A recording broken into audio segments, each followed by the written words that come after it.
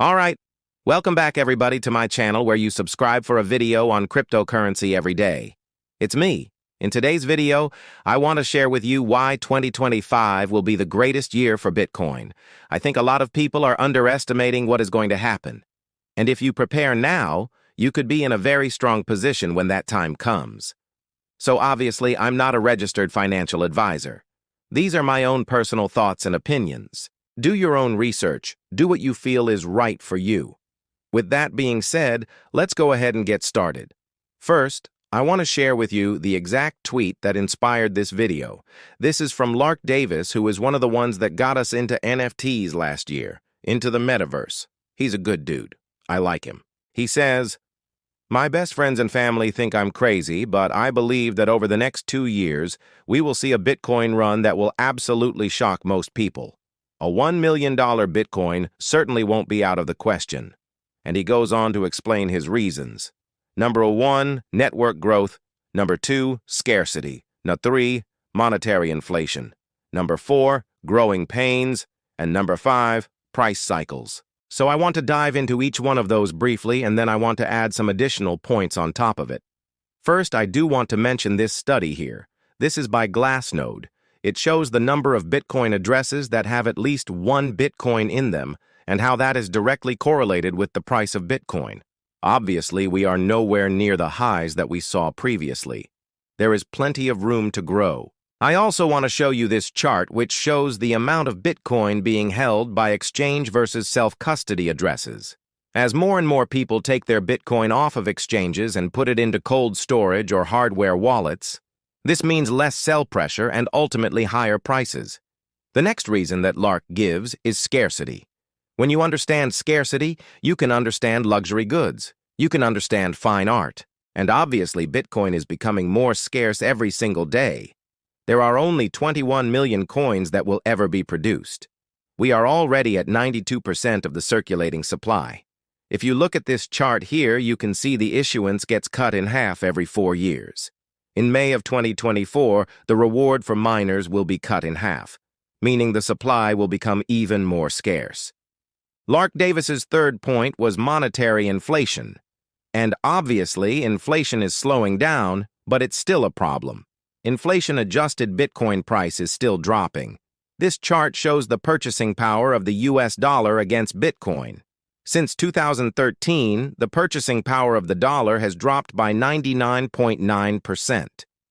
His fourth point was growing pains, and I actually did a video on this yesterday.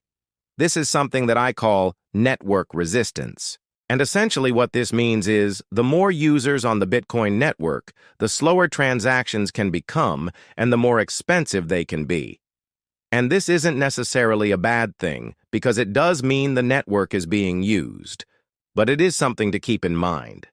Just like Ethereum during the NFT and DeFi boom, there were slow transactions, there were expensive transactions, and there was congestion on the network. Well, this is something that's possible on the Bitcoin network as well. The fifth and final reason that Lark Davis gave was price cycles.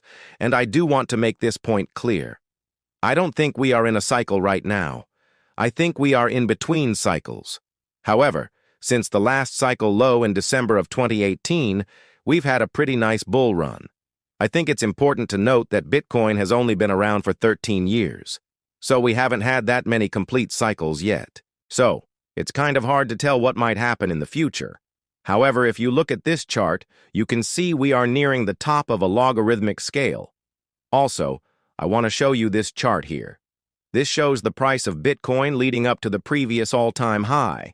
And then I've drawn a rough box around the area that we are currently in. This would suggest that we have a ways to go. However, I want to warn you about relying on price cycles. When you look at this chart, you can see the first cycle was 732 days long. The second cycle was 363 days long. The third cycle was 398 days long. Now, that was the average. The actual lengths were closer to 338, 384, and then 1219.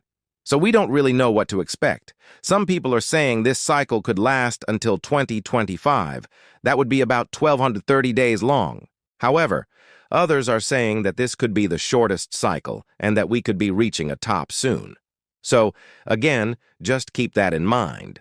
Don't rely on price cycles. Just prepare yourself. Here are some additional factors that I think could cause Bitcoin to explode in 2025. First, the Bitcoin supply shock. This is basically when the mining rewards are cut in half and the supply becomes more scarce. I think this is going to be a huge deal, and I think it's going to cause a huge spike in price. Next, Bitcoin futures ETFs. I think these are going to be a big deal.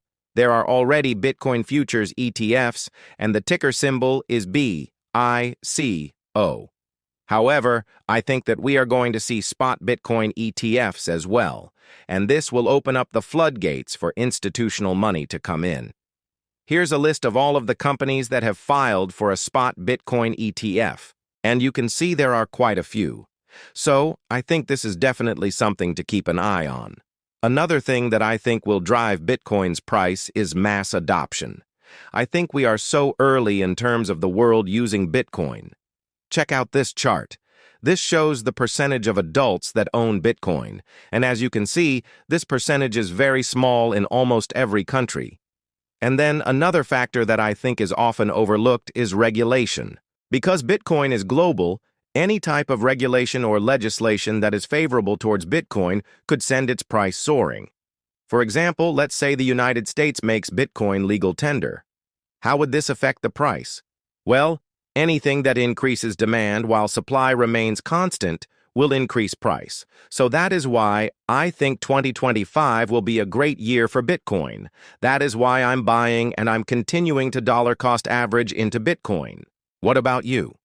Will you be buying, selling, or holding in 2025? Let me know in the comments below. One last thing before we end the video. If you want to learn more about cryptocurrency, if you want to learn more about NFTs, the metaverse, if you want to level up your investing, check out our free newsletter. There is a link in the description below. We send out one email every week. It's completely free. You can unsubscribe at any time, but I think you'll find it very valuable. We include exclusive deals, airdrops, a coin of the week, and much more. Again, link is in the description below. Thank you so much for watching this video. I hope you enjoyed it. Hit the like button, hit the subscribe button, tell me in the comments what you think, and I will see you tomorrow.